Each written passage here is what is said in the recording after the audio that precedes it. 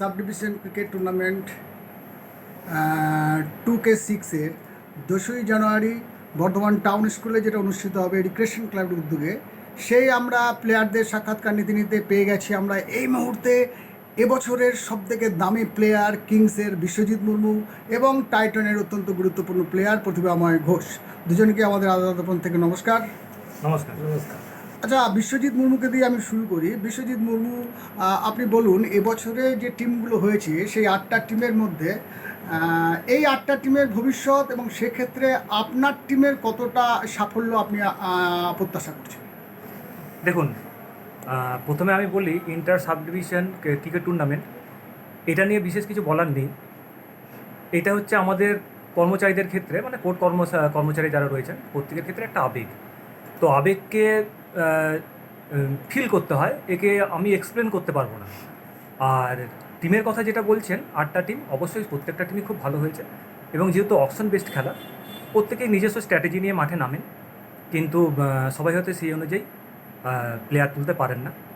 তো এখনও পর্যন্ত আমি যে অ্যানালিসিস করেছি তাতে দেখতে পেয়েছি যে 8টা টিমই কিন্তু একে অপরের সঙ্গে লড়াই করার জন্য যথেষ্ট। 8টা টিম একে অপরের সঙ্গে লড়াই করার পক্ষে যথেষ্ট। তাহলে আমরা ধরে নিচ্ছি যে প্রথম থেকেই আপনাকে প্রতিপক্ষ একদম টাফ দলের সঙ্গে পড়তে হচ্ছে প্রত্যেকটা ম্যাচে, অন্তত 3টে ম্যাচ। তো সেক্ষেত্রে আপনার প্রথম ম্যাচ চ্যালেঞ্জারের বিরুদ্ধে। এই চ্যালেঞ্জার্সকে হারানোর রসদ কি আপনার টিমে আছে? অবশ্যই রয়েছে। চ্যালেঞ্জার্স টিম অবশ্যই একটা ভালো টিম এবং আমাদের চ্যালেঞ্জার্সের যে ফ্র্যাঞ্চাইজি হরশঙ্কর রায়চৌধুরী মহাশয়, উনি যে টিম গুছিয়েছেন যথেষ্ট ভালো টিম গুছিয়েছেন এবং ওই টিমের মধ্যে যে দুজন প্লেয়ার রয়েছে যার সঙ্গে আমি আগেও খেলেছি একসঙ্গে বিভিন্ন মাঠে, তিয়াস রায়চৌধুরী এবং নির্ঝর গাঙ্গুলি, দুজনাই অত্যন্ত প্রতিভাবান প্লেয়ার।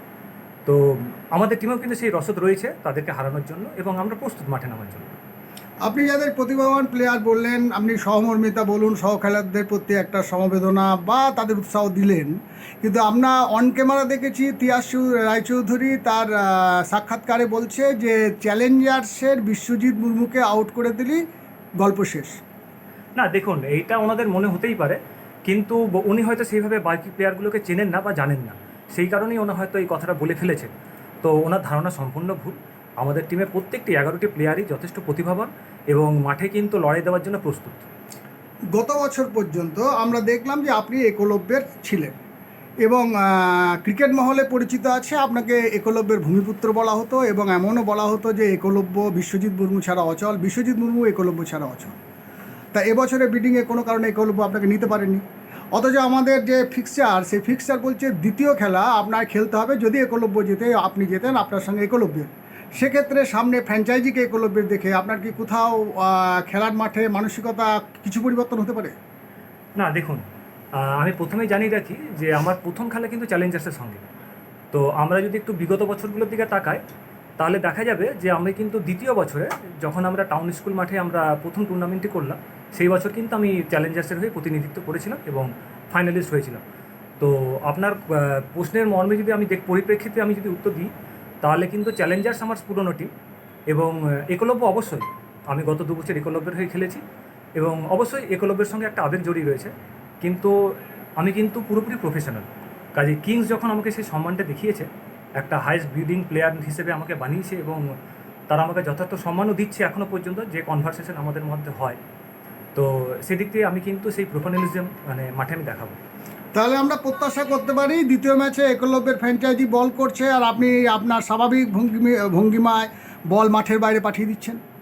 হ্যাঁ, আপনারা এটা দেখতেই পারেন।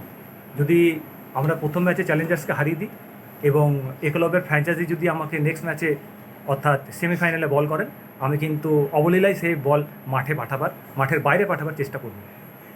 আপনি যদি ফাইনালে ওঠেন তাহলে প্রতিপক্ষ কোন দলকে ফাইনালিস্ট হিসেবে আর একটা ফাইনালিস্ট হিসেবে আপনি এক্সপেক্ট করছেন? দেখুন, প্রতিপক্ষ যে দল, আমি যদি 4টে দলের কথা বলি, অর্থাৎ ফাইটার্স, এলিটস, টাইটান্স এবং আরেকটা হচ্ছে আপনার দুর্গাপুর। তো গত বছর দুর্গাপুর চ্যাম্পিয়ন হয়েছে এবং ফাইটার্সও ফাইনাল খেলেছে। দুর্গাপুর এবং ফাইটার্স ফাইনাল খেলেছে। তো দুটো ফাইনালিস্ট কিন্তু আমরা দেখতে পাচ্ছি যে এগেনস্ট যে গ্রুপটা রয়েছে সেই গ্রুপে রয়েছে। তো এবং পাশাপাশি টাইটান্সও যথেষ্ট শক্তিশালী দল এবং ফাইটার্সের অবশ্যই শক্তিশালী দল। তো আমার ক্ষেত্রে যে কেউ আসুক কোনো অসুবিধা হবে না, আমি বিপক্ষ টিমকে নিয়ে এখন ভাবছি না, অর্থাৎ বিপক্ষ গ্রুপের টিমকে নিয়ে এখন ভাবছি না। আমি এখন শুধু ধাপে ধাপে আমরা এগোতে চাই। আমাদের যে স্ট্র্যাটেজি, যে প্রথম রাউন্ড পেরোবো, তারপরে সেমিফাইনাল পেরোবো, তারপরে ফাইনালের কথা। মাঠে এক ওভারে 25 রান বা একটা উইকেট, কোনটাই আপনার আনন্দ বেশি দেয়? অবশ্যই একটা উইকেট। তাহলে আমরা বোলার বিশ্বজিৎ মুর্মুকে দেখবো না ব্যাটসম্যান বিশ্বজিৎ মুর্মুকে দেখবো? আপনারা অবশ্যই অলরাউন্ডার বিশ্বজিৎ মুর্মুকেই দেখতে পাবেন। তবে একটা উইকেট তোলার ক্ষেত্রে যে আনন্দটা থাকে, কারণ একটা বোলারের হাতে 6টা বল থাকে একটা ঠিকই, কিন্তু একটা ব্যাটসম্যানকে আউট করার জন্য একটা বল খুব গুরুত্বপূর্ণ ভূমিকা পালন করে, এবং যে উইকেটটা যদি একটা গুরুত্বপূর্ণ ব্যাটসম্যানের হয়ে থাকে তখন কিন্তু সেই উইকেটটা অনেক দামি। আপনি প্রচুর উইকেট পান, আপনি অনায়াসে বিপরীত দলকে হারিয়ে দেন, আমরা আপনার প্রতি শুভেচ্ছা রইল।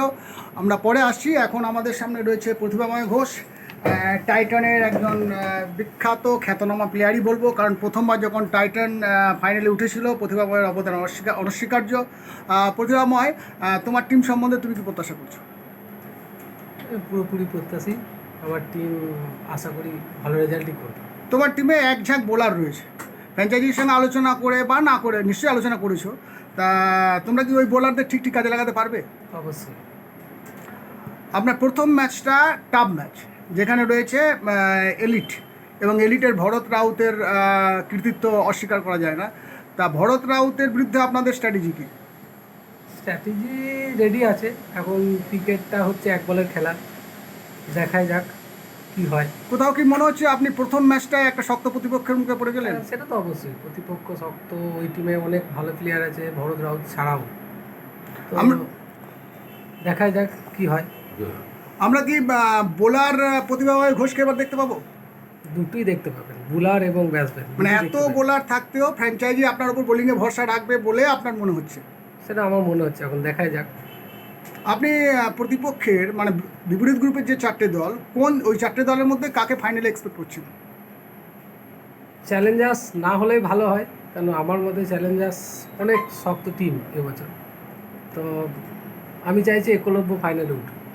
মানে কেন, একলব্য খুব সহজ প্রতিপক্ষ হবে বলে? ঠিক তা নয়, একটা বলতে পারেন মানে চাইছি, একলব্যের সঙ্গে খেলার ইচ্ছা আছে। একলব্যের সঙ্গে আপনার খেলার ইচ্ছা আছে? গতবারে যেহেতু একলব্যে আমি কানলায় ছিলাম, একলব্য হারিয়েছিল, মানে কোথাও একটা মধুর প্রতিশোধ নেবার জায়গা একদম ফাঁকা রয়েছে, সেই জায়গাটা আপনি ফিল আপ করতে চান।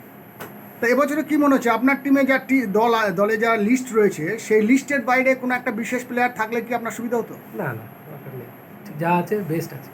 এবছরে রিক্রিয়েশন ক্লাব দেখলাম মেয়েদের এগিয়ে আনার জন্য অনেক উদ্যোগ নিয়েছে, বিশেষ করে মিউজিক্যাল চেয়ার, যেটা আমাদের যে শিডিউল ফিক্সচারের প্রায় অসম্ভব, সেখানে রিক্রিয়েশন ক্লাব এই উদ্যোগটা নিয়েছেন। এ ব্যাপারে আপনাদের কি মতামত? প্রথমত রিক্রিয়েশন ক্লাবের যে এই উদ্যোগকে সাধুবাদ জানাই, কারণ আমাদের রিক্রিয়েশন ক্লাবের যে মোটো ছিল যে এনজয় উইথ ফ্যামিলি মেম্বার্স, সেই মোটো যেন কোথাও অপরিপূর্ণতা লাভ করছিল, কিন্তু আমার মনে হয় এই বছরে সেই পরিপূর্ণতাটা লাভ করবে। কারণ সত্যি কথা বলতে আমরা তো পুরুষ মানুষরা যারা ক্রিকেট খেলি বা যারা আরও ইনভাইট যাদেরকে করা হয় আর কি, তারা আসেন, খেলা দেখেন, কিন্তু মেয়েদের ইনভলভমেন্টটা যেন কোথাও ফাঁকা থেকে যাচ্ছিল।